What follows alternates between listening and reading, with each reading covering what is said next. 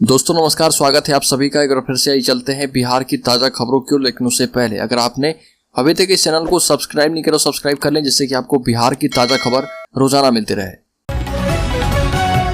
पहली खबर, गया में होली की सुबह 8 मार्च को गुलरबेद गांव में तोप का गोला गिरने से 3 लोगों की मौत हुई थी। अब इस मामले में नया मोड़ आया है। बालाचट्टी के चौकीदार का कहना है कि 8 मार्च की सुबह फायरिंग रेंज में फायरिंग का अभ्यास किया जाना था। इसकी सूचना चौकीदार को खुद सेना के किसी अधिकारी ने फोन पर दी थी। सुबह 7 से 10 बजे तक फायरिंग की सूचना थी, फिर प्रैक्टिस शुरू हुआ। इसी दौरान एक गोला गुलरबेद गांव में गिरा एवं 3 लोगों के चिथड़े उड़ गए। केंद्रीय गृह मंत्री अमित शाह का इन दिनों बिहार पर फोकस है। जैसे जैसे 2024 लोकसभा चुनाव नजदीक आ रहा, वैसे वैसे बिहार में उनके दौरे बढ़ रहे। केंद्रीय गृह मंत्री एक बार फिर से 2 अप्रैल को बिहार आ रहे और वो सासाराम और नवादा में जनसभा को संबोधित करेंगे। 6 महीने में ये उनका चौथा बिहार दौरा होगा। अलग अलग समुदायों के लोगों को साधने की कोशिश में भाजपा ने अमित शाह का कार्यक्रम कराया है। जब से बिहार में महागठबंधन की सरकार बनी है और भाजपा सरकार से हटी है, तब से अमित शाह ने बिहार की बागडोर अपने हाथ में ले ली है। बिहार विधानसभा का बजट सत्र होली की छुट्टियों के बाद एक बार फिर से शुरू हो गया और यह 7वीं बैठक होगी। दोनों सदनों में बड़ा हंगामा होने के आसार नजर आ रहे। वजह साफ है कि पिछले दिनों जिस तरह से लालू परिवार और उनके करीबियों के ठिकानों पर ईडी की छापेमारी हुई है, इसके बाद सत्ता पक्ष जहां इसे सरकारी एजेंसियों का दुरुपयोग बता रही है, वहीं विपक्ष भ्रष्टाचार के मुद्दे पर घेरने की कोशिश करेगा। मुजफ्फरपुर में शराब की खरीद बिक्री करने वाली सास बहू समेत 8 लोगों के खिलाफ पुलिस ने एफआईआर दर्ज की है। इसमें सास और बहू के अलावा 6 लोग भी शामिल हैं। वहीं गिरफ्तार सास निर्मला सिन्हा और उसकी बहू अनीता देवी को मिठनपुरा पुलिस ने न्यायालय में प्रस्तुत कर जेल भेज दिया है। इससे पूर्व शराब बरामदगी मामले में सास और बहू समेत 8 पर नामजद एफआईआर मिठनपुरा में दर्ज की गई है। पूर्व सांसद मीना सिंह ने थामा बीजेपी का हाथ। ज्ञान भवन में हजारों की संख्या में समर्थक रहे मौजूद। रोहतास के विक्रमगंज लोकसभा सीट एवं आरा संसदीय क्षेत्र से 2 बार जेडीयू की सांसद रही मीना सिंह ने अपने बेटे विशाल सिंह के साथ पटना के बापू सभागार में आयोजित मिलन समारोह में भाजपा में शामिल हो गए। और आपको बता दें कि इस दौरान प्रदेश अध्यक्ष डॉक्टर संजय जायसवाल, केंद्रीय गृह राज्य मंत्री नित्यानंद राय, विधान परिषद में विरोधी दल के नेता सम्राट चौधरी के अलावा कई प्रमुख नेता मौजूद रहे।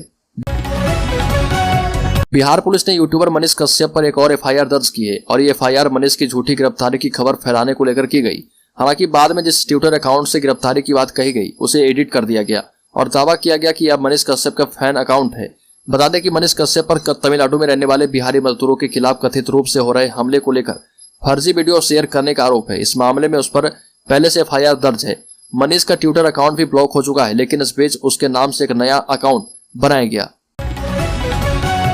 उत्तर प्रदेश में सपा के साथ गठबंधन करेगा जदयू, ललन सिंह का बड़ा बयान। जदयू के राष्ट्रीय अध्यक्ष ललन सिंह ने कहा कि देश में विपक्षी एकता के लिए सभी दल प्रयास कर रहे हैं और ये भी कहा कि आगामी लोकसभा चुनाव में उनकी पार्टी जदयू का सपा के साथ गठबंधन होगा। साथ ही इसके लिए मुख्यमंत्री नीतीश कुमार से राय भी ली जाएगी और जदयू के विधायकों से भी राय ली जाएगी। इसके बाद ये फैसला हो पाएगा। महागठबंधन की सीट झटक, विधान परिषद में बड़ी पार्टी बनना चाह रही है भाजपा। ऐसा हुआ तो साध पाएगी बड़ा लक्ष्य। स्नातक और शिक्षक कोटे की सीटों के जरिए भाजपा विधान परिषद में सबसे बड़ा दल बनने के प्रयास में है। अभी ऐसी 5 सीटों के लिए चुनाव हो रहा है, जिसमें से पार्टी के खाते में मात्र 1 सीट है। उसका प्रयास इनमें से अधिसंख्य सीटों को जीतकर उच्च सदन में संख्या बल के लिहाज से जदयू से आगे निकल जाने का है। अगर ऐसा हुआ तो गठबंधन सरकार पर नैतिक दबाव बनाने का उसका लक्ष्य भी सधेगा और इसी आशा और रणनीति के तहत भाजपा ने 5 सीटों पर अपने प्रत्याशी दिए हैं। सुशील मोदी का बड़ा बयान, कहा कि लालू के परिवार पर सीबीआई छापे से खुश हुए हैं सीएम नीतीश कुमार। बताई बड़ी वजह। बिहार के पूर्व डिप्टी सीएम एवं बीजेपी से राज्यसभा सांसद सुशील मोदी ने एक बार फिर से लालू यादव एवं उनके परिजनों के खिलाफ सीबीआई एक्शन के बहाने सूबे के सीएम नीतीश कुमार पर करारा हमला बोला। सुशील मोदी ने कहा कि बिहार के मुख्यमंत्री नीतीश कुमार लालू यादव उनके परिजनों के खिलाफ सीबीआई के द्वारा की जा रही कार्रवाई को लेकर बहुत ही खुश हैं। सुशील मोदी ने यह भी कहा कि सीबीआई के द्वारा ताजा कार्रवाई से सीएम नीतीश पर जो तेजस्वी यादव को सीएम बनाने का दबाव था, वह टल गया है। साथ ही सुशील मोदी ने दावा किया कि मामले में ललन सिंह जल्द ही जांच में तेजी और सजा दिलवाना चाहते हैं। उद्योग लगाने के लिए जमीन पर रेलवे का कब्जा उद्यमियों के लिए घातक सिद्ध हो रहा। बिहार औद्योगिक क्षेत्र विकास प्राधिकार बियाडा की मुजफ्फरपुर के बेला स्थित औद्योगिक क्षेत्र की जमीन रेलवे ने कब्जा कर रखा है और इसे जल्द खाली कराया जाएगा। उद्योग विभाग ने रेलवे के यत्र तत्र बिखरे हुए सामान को हटाकर उसे खाली कराने का निर्णय किया है, ताकि भूमि आवंटन की मांग करने वाले उद्यमियों को खाली भूमि आवंटित की जा पाए। उद्योग विभाग के प्रधान सचिव संदीप पौंडरिक ने बियाडा की भूमि आवंटन प्रक्रिया की समीक्षा के क्रम में मुजफ्फरपुर स्थित भूमि को खाली कराने का निर्देश दिया है। पटना में परिवहन कॉम्प्लेक्स 95% बनकर तैयार, लेकिन अभी इसके चालू होने पर संशय। पटना के फुलवारी शरीफ में परिवहन विभाग का नया बस टर्मिनल बनाने का काम अंतिम चरण में है। भवन निर्माण विभाग इस नए बस टर्मिनल को बना रहा। नए बस टर्मिनल से जहां बसों की आवाजाही होगी, वहीं परिवहन से जुड़े सारे कामकाज और दफ्तर को भी राजधानी के अलग अलग हिस्सों से यहाँ पर शिफ्ट किया जाएगा। इसलिए इसे परिवहन कॉम्प्लेक्स भी नाम दिया गया है।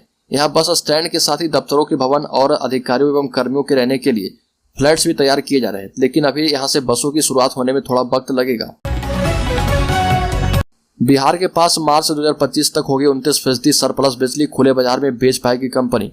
कभी बिजली की किल्लत झेलने वाले बिहार में मार्च 2025 तक आवश्यकता से करीब 29% अधिक सरप्लस बिजली उपलब्ध रहेगी। सूबे की बिजली आपूर्ति कंपनियां इस्तेमाल के बाद बची शेष बिजली को खुले बाजार में बेचकर अलग से राजस्व प्राप्त कर पाएगी। ऊर्जा विभाग के मुताबिक 2020-21 में सूबे में बिजली की पीक सप्लाई पीक डिमांड के मुकाबले 67 मेगावाट कम थी। उपेंद्र कुशवाहा नालंदा से करेंगे विरासत बचाओ यात्रा, नमन यात्रा के दूसरे चरण की शुरुआत। राष्ट्रीय लोक जनता दल के राष्ट्रीय अध्यक्ष उपेंद्र कुशवाहा विरासत बचाओ नमन यात्रा के दूसरे चरण की शुरुआत 15 मार्च से नालंदा जिले से करेंगे और यह जानकारी पार्टी नेता फजल इमाम मलिक ने दी है और बताया कि 15 मार्च को उपेंद्र कुशवाहा लाल सिंह त्यागी के स्मारक पर श्रद्धा सुमन अर्पित करने के बाद जनसभा को संबोधित करेंगे और बिहार शरीफ में गुरु साहेब लाल स्मारक पर माल्यार्पण कर सभा को संबोधित कर यात्रा को आगे बढ़ाएंगे। बिहार में जमुई जिले के चंद्रमंडी थाना क्षेत्र अंतर्गत एक गांव में एक युवक ने चाकू की नोक पर महिला के साथ दुष्कर्म किया। साथ ही युवक ने दुष्कर्म का वीडियो बना लिया और उससे महिला को प्रताड़ित करने लगा। वहीं युवक ने वीडियो सोशल मीडिया पर वायरल करने की धमकी देकर महिला से दोबारा शारीरिक संबंध बनाने का प्रयास किया। महिला ने इसका विरोध किया, जिससे युवक ने दुष्कर्म के वीडियो को सोशल मीडिया पर वायरल कर दिया। इसके बाद पीड़िता ने चंद्रमंडी थाने पहुंचकर आरोपी युवक के खिलाफ FIR दर्ज कराई है और इस मामले में पुलिसिया कार्रवाई अब तेज होगी। राजद समर्थकों ने ट्विटर हैंडल पर राजद सुप्रीमो लालू यादव एवं तेजस्वी यादव सहित उनके परिवार के समर्थन में एक हैशटैग अभियान छेड़ा और अभियान का नाम तेजस्वी नहीं झुकेगा। विभिन्न ट्विटर हैंडल के जरिए यह अभियान दिन भर ट्रेंड करता रहा। इस अभियान के जरिए बताया गया कि लालू प्रसाद और उनका परिवार केंद्र की मनमानी के बाद भी नहीं झुकेगा और यह अभियान दिन भर समय समय पर ट्विटर पर टॉप 5 में बना रहा और शाम 7 बजे इस अभियान में 75,000 से अधिक लोग इससे जुड़े हुए थे।